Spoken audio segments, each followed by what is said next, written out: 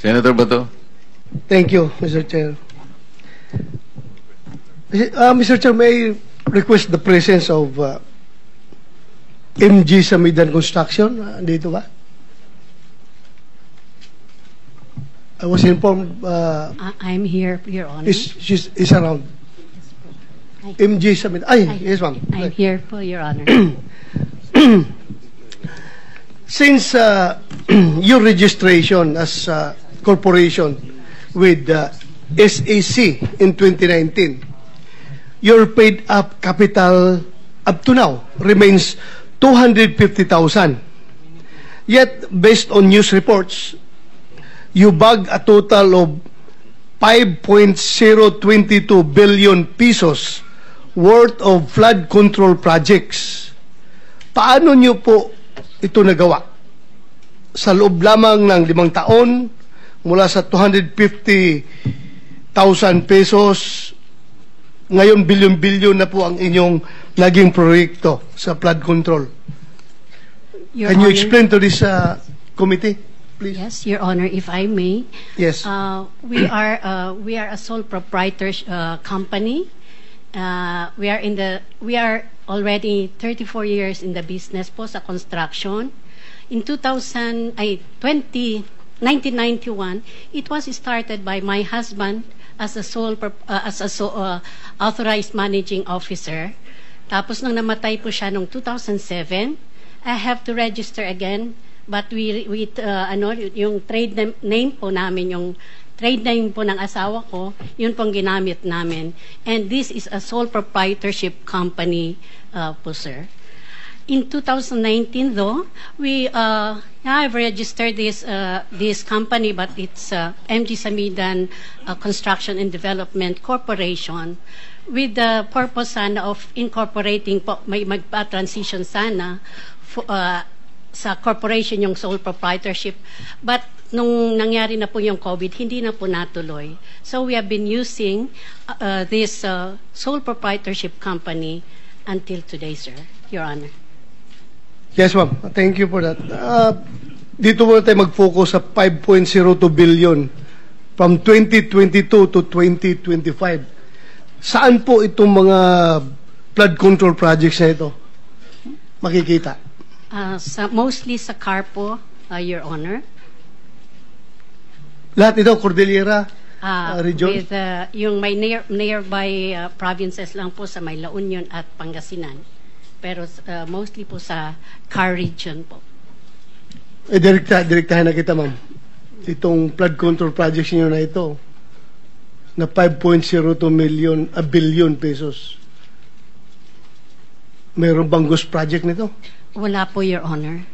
So kung isa-isahin natin yan, puntahan natin from lahat ng ginawa nyo, from 2022 up to 2025, wala talaga tayong ma-identify na ghost project. Wala po, Your Honor. So, thank you for that answer. I hope so na wala. Otherwise, kung may makita tayo later on, you are under oath. I suppose you know the consequences. Yes po, Your Honor. Thank you, ma'am. Thank you. At Thank you po. Gaan yung pick up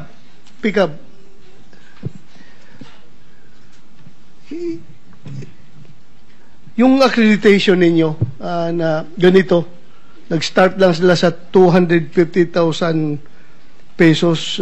Hindi kayo nagulat na within a span of 2019, tapos pagdating ng 2022, 3 years, 2019 to 2022, 3 years, biglang nakakuha sila ng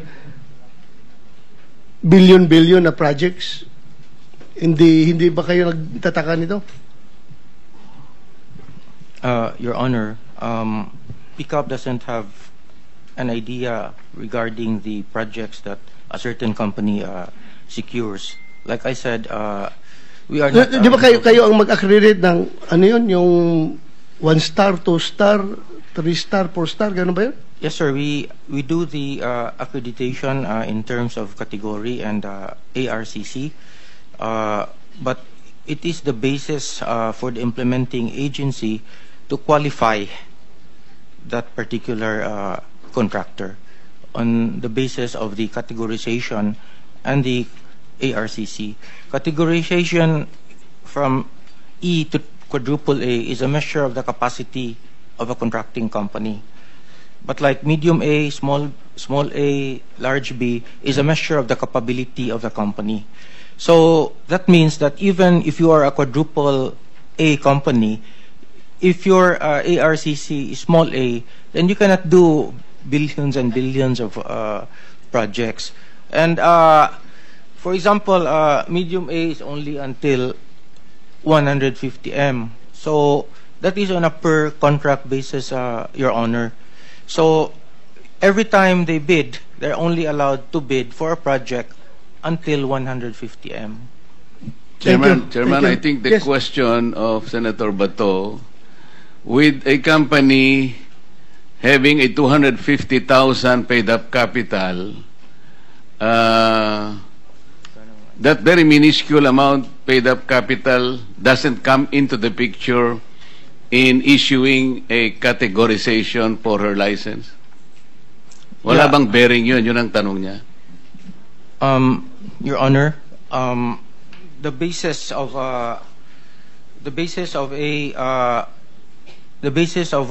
financial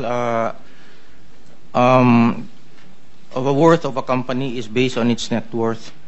Yeah, its net worth in 2019 was 39,484,000. Yeah.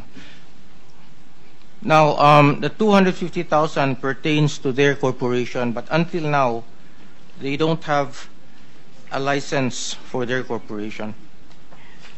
What do you mean? What corporation? Itong Samidan, Your Honor. Samidan? Yeah. Walang lisensya ito? No, they have sole proprietorship, Your Honor. They do not have a license for their corporation. Is that correct, ma'am? Okay. So you are saying that even a sole proprietorship can be given license by the PICAB, Yes, Your Honor. There is no prohibition. notwithstanding the fact that he or the company has only 250,000 paid-up capital, according to Senator Bato. First of all, what is the category of your license? If I may explain it po. Hindi, anong category niyo ba? General Engineering A. But we are not using the corporation po. We are using the sole proprietorship. The corporation. Yeah, I has think no- that's very clear already. Yes. Wala pa kayong lisensya. So ang ginagamit nyo is sole proprietorship. Ang tinatanong namin, ano pong category ng inyong lisensya? It's registered at PICAP as General Engineering A po. A. A po, yes po, Your Honor. So pagka A po kayo, ang allowable range of contract is only 300 million. Tama? Sir, nakakabid po kami according to experience and according po sa sinabi. Doesn't matter kasi merong merong range eh. Yes po. Kapag ka quadruple A ka or triple A up to large B, merong yan eh. That will be 450 billion. Ngayon ang tinatanong kasi Senator Bato, sa nakikita ko, nakakakuha ka ba more than or up to 300 million? Ay, hindi po, Your Honor. Hindi, kasi lalabas ito. Yes, as You are under oath kapag napatunayan na with your category A, nakakuha ka ng more than 300 million, then you will be charged as lying. Baka makontempt ka. So, nakakasiguro ka na hindi ka nakakuha ng 300 million? isang single project po yun, Your Honor. Di ba yan ang Or- usapan, Mr. Chair? Yes, sir. For a category A contractor with an equivalent size range So, of medium B, they ang can bid up sinasabi to niya, 300 hindi siya M. nakakakuha ng more than 300 million. Tama? Na single project po, Your Honor. Senator Yeah, just be sure, mama, kasi we need a span of 3 years, 5.022 billion. Pag Didetalyahin natin yan. Baka mamaya may lalabas dyan na more than 300. I'm just cautioning you. Kasi pag ang ginawa mo, binrecap mo, ito yung splitting of contract. Halimbawa, 500 million. Ang ginawa mo in cahoots with the DPWH district engineer, 100, 100, 100, o in-split mo yung contract. Then you were able to circumvent the law. So, you have to be very careful. Baka sinasabi mo, per contract. Oo nga, pero in-split ninyo because malalaman po namin yun eh. In the end, you will be confronted with the reality na nagsinungaling po kayo dito. Kaya sinasabi namin kanina pa, yung totohanan lang. So, wala kayong in-split na contract? Wala po, Your Honor. O, sige, tingnan natin. Senator Yeah, Mr. Chair, according to records, ma'am, you have 58 flood control projects totaling to 5.022 billion.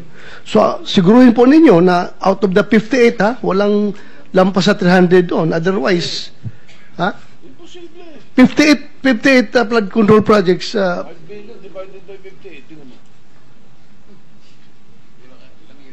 Dali lang. Imposible, Mr. Chairman, imposible. 5 billion 5 billion divided by 58. Oh. let me help you, madam. Thank you, Your Honor. 2024, ilan po ang flood control projects ninyo? 2024, last year. I'm not aware po sa numbers, but since 20... Hindi po kita matutulungan kung hindi nyo alam. Yeah. 2024, ilan po yung projects ninyo? Lahat? Sa flood control projects po, from 2022 to 2024... Hindi nga 2024 lang, para sandali lang tayo. I cannot recall for... O ngayon, 2025, ilan ang pinoprosecute ninyong flood control projects?